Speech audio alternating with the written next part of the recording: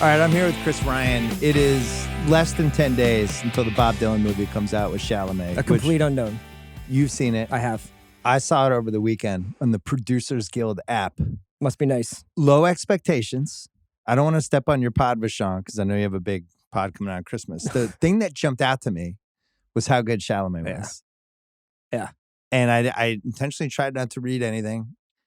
I wasn't that excited about the movie because I've never like loved Bob Dylan, just because my entire life everyone's just talked about what kind of a he's moody dick he is. Perfect example of English teacher guy, English student. You know, Right. a lot of reading, a lot liked of the music, philosophizing. respected it. My parents really liked him. He means a lot to my mom, but we kind of know him the older version of Bob Dylan, where Sure. he's just like kind of mutters and does. Anyway, Chalamet was great. Yes. As you know, I love when people sing in movies. Val Kilmer in The Doors was one of those where I always thought like it never got enough credit. Cooper in A Star Is Born does his own singing. Yeah. He does a really good job. And I don't understand why he's not like a prohibitive best actor I don't think favorite. enough people have seen the movie yet. I think when he is actually like, first of all, he's already doing the Lord's work on the promo tour, which we're going to talk about. Yeah. But once people see this movie, I think that he might slingshot ahead of Ralph Fiennes and Adrian Brody. So what are the cases for Ralph Fiennes and Adrian Brody? So Rafe is probably he deserves it. Body of work. Conclave's really good. Body of work, like a Joel Embiid type but of he's never case won. 2 years ago? He's never won. Okay. I'm wearing a Thunder hat. Yeah. I don't even acknowledge that. Yeah, body of work for Ralph Fiennes, and I think for Adrian Brody, it would be like, this is it. This is the performance of a lifetime, even though he's already won, which I think will probably count against him. Already won. That's a strike. Chalamet, this is great for the Oscars. Yeah. He'll definitely get nominated, and it'll feel like a younger, hipper Oscars. But I got to be honest, wasn't positive he had a performance like this in him. I didn't see a musical side of Chalamet. It's the first movie that I feel like this and Dune, but it definitely Dune 2, where kind of like it's like Timmy's a man now. Like he's like actually a convincing guy in his late 20s now. Well, remember when this happened to Leo? Yeah. It was like the Catch Me If You Can era where I was like, oh, Leo's an adult now. Yeah, and he had done The Beach and a couple of other things to try and move into like out of heartthrob and into adult. And I remember this happened to you when we went to the Ringer. Yeah. You shed like your Grantland Teen Idol. That was my blood diamond. He went right up. But yeah, no. So now this opens up. He has this. I think he's going to win the Oscar. Yeah. I'd be surprised if he didn't. I think he'll get a lot of momentum because it's so surprising how good he is in this. Yes. In a movie that probably shouldn't work, in a movie I'm not even positive. I don't want to step on your take because you have the whole pod, but I'm not positive I love the movie that much, but I love the performances in it. I thought he was great. I thought what's the Top Gun lady's name? Monica Barbaro. Monica Barbaro. Yeah, she was great.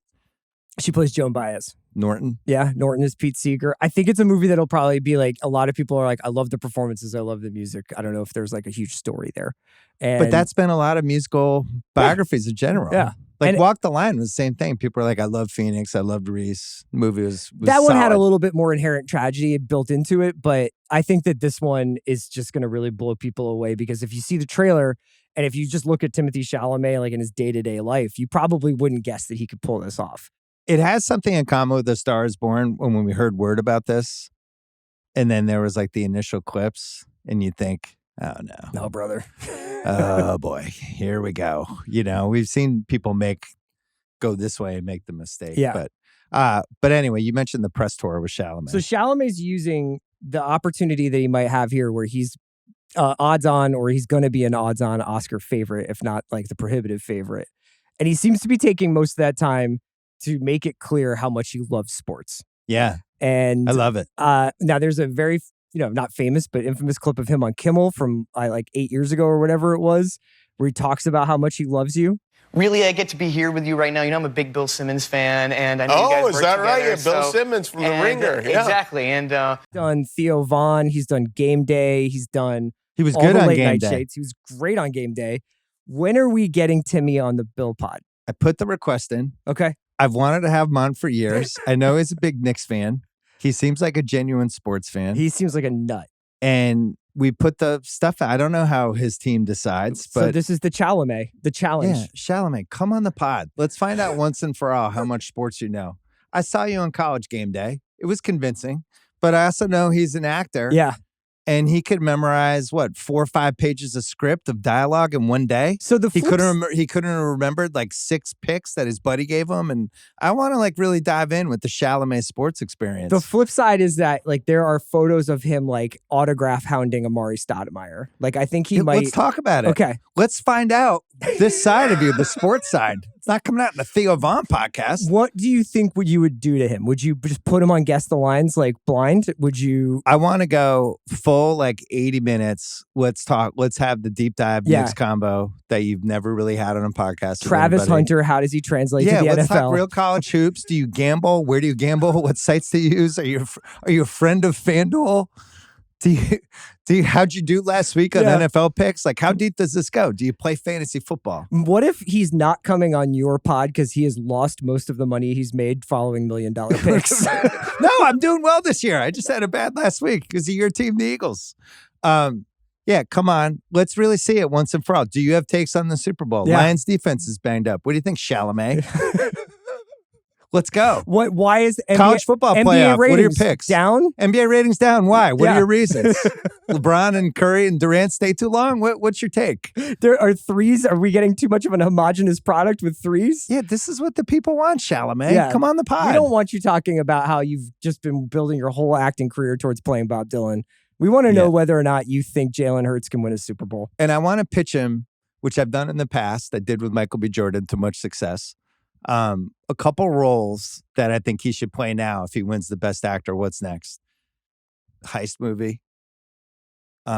Really well done rom-com. And then what would be the third one? Stuff for us. So I had pitched heist movie. Is he sports? Bad side a sports movie. Sports movie. Coach to Greenwald. I pitched him Timothée Chalamet as a iconoclastic offensive coordinator, like the Ben Johnson story.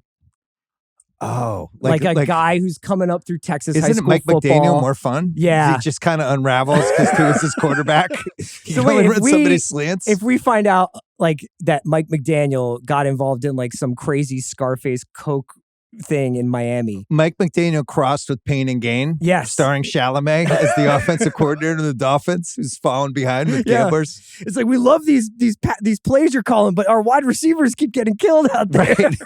Another one's down. So, sports movie, heist movie. Yeah. Does he need to be in a There's Something Wrong with the House movie? Oh, like a horror? Yeah. I think that this movie, when you see him in Dylan, he's got a little hair on his chest. And I think he needs to be back in the mix for Heat 2 conversations. I don't know what part, but I'm just saying he could be in the conversations. And then I think you're right. A horror movie would be incredible. Or like I'm having fun with this, but if he's going to do the Leo playbook, just check mark. Best director, one after the other. You work with all the greats. That's what Leo did. Is there anything from... Has he done Fincher yet? He hasn't. He hasn't done Fincher yet. No, it's Villeneuve. It's James Mangold for Complete Unknown. Yeah, I don't know. I mean, Timothée Chalamet, the New Jersey drone story. Oh, that would be great. It's like a guy in Jersey. Chalamet, just the trailers. Just and it could be like Spielberg, like Close Encounters or War of the Worlds. Yeah. That sounds great. Yeah, Close Encounters of the Drone Kind. If he wants to cash in, though, you've come up with some spy franchise. Oh, like a Bourne kind of thing? Yeah. You come up with your own, or Mission Impossible. You come up with your own version Hanks of that. Tom Cruise but maybe you mix it with sports. Oh, maybe he's a sports spy. Maybe he's like... So he's like Connor Stallions. Yeah, he's Rich Paul crossed with a spy. It's like Clutch as a front for all the espionage work he's doing. Like the young Scott Boras story. That's true. Yeah, maybe he plays Scott Boras. Yeah. That could be a sports movie. Sure. That would be a great transformation. It'd be like when Leo played J. Edgar. Well, out of all these ideas, the best idea is Mike McDaniel cross with Pain and Gain. Because we get Miami. Yeah.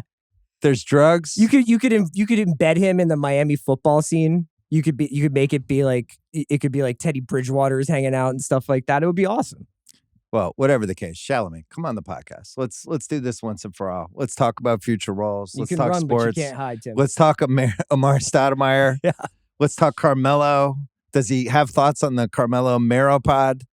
Like, I want to know all this stuff. Just come on the pod. Come open a 6-pack with Bill. Come on. You're going to win Best Actor. Come on the pod.